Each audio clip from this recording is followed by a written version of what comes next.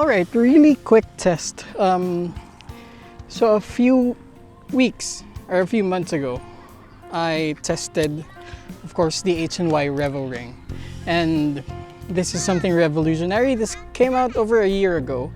And what's great about it is that it's a very ND and it comes with this rotating and very sized or variable sized thread for your different lenses. This one, of course, has a 67 to 82 range, so you can use any lens with a filter thread within that.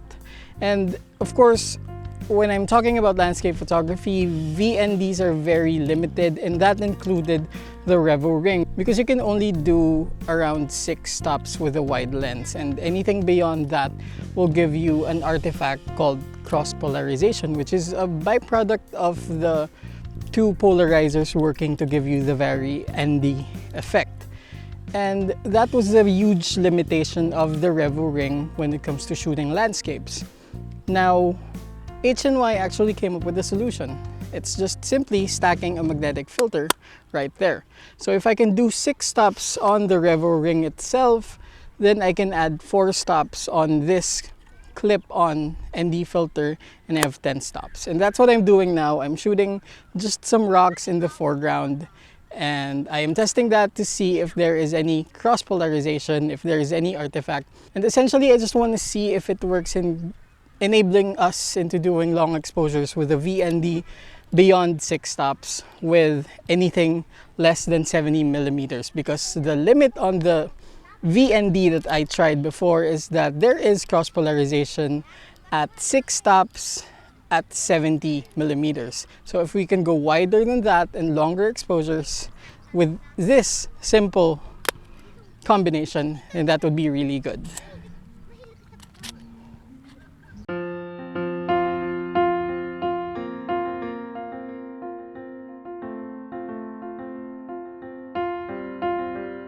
The mechanism of the RevoRing makes use of a contracting filter thread. To mount it, all you have to do is rotate to contract and release it onto the lens and you're good to go. The CPL and variable ND filter, of course, makes use of rotating parts as well, so you can manipulate the density of the ND filter and the CPL itself. The clip-on ND is a straightforward attachment. You place it there magnetically and you're good. In the simplest sense, it's an add-on filter that lets you go beyond whatever limit you had. During the shoot, I was also testing a new RevoRing variant, which is a bare CPL on a RevoRing, and I had that on my video camera the entire time. This is a demonstration of the CPL as I rotate it on its axis.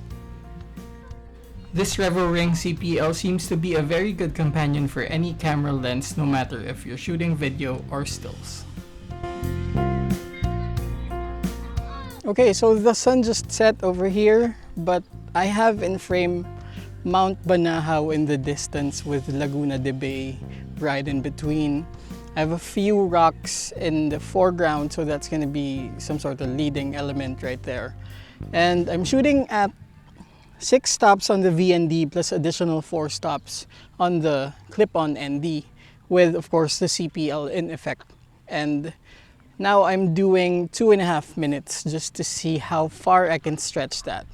Right now I'm at 70. I have taken some samples at 35 and 24 millimeters, and it really is not giving me that cross polarization artifact.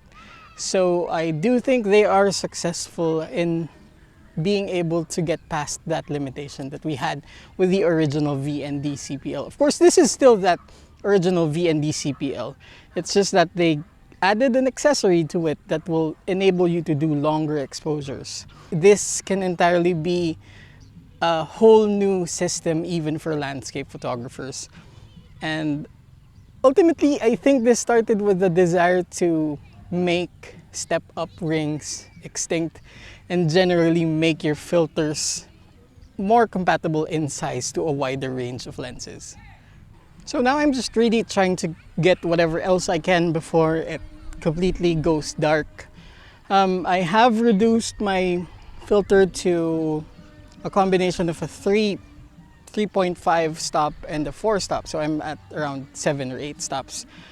And I'm just doing some minimalist stuff, doing still 2.5 minute exposures with some steady foreground elements right here by the bay before I call it a day. But generally, even when they told me just about this new accessory for the filter for the RevoRing VND, I could already see the possibilities that it was gonna give me. And it really did make my wish in terms of using that come true, because all I really wanted was to be able to use the VND for landscape photography, for long exposures technically. Now I'm doing long exposures, 2.5 minutes at beyond 6 stops. I was able to do it at around 10 stops earlier. And generally, they just fixed the problem. And kudos to H&Y for that. I don't know what else I would want to see in this system, but given that they're coming up with really wild ideas, I'm quite excited to see those. In any case, if you have any questions about these, of course, the clip-on NDs come at 2, 3, 4, 6, and 10 stops, if I'm not mistaken. I will correct myself in the comments or in the captions. But generally 2, 3, 4, 6, and 10 stops plus the VND, so you can do even around 15 or maybe even 16 stops with 2 filters. Of course, that also includes the CPL. So if you have any questions, let me know down in the comment section. Again, my name is Nicco Valenzuela. I am a landscape photographer. Thankfully today I am a landscape photographer and it's starting to rain. This channel is about landscape photography, accessories and gear around it. And if you haven't, please subscribe to the channel so you can get notified as well. Do click that notification bell button so you get notified. And thanks for watching.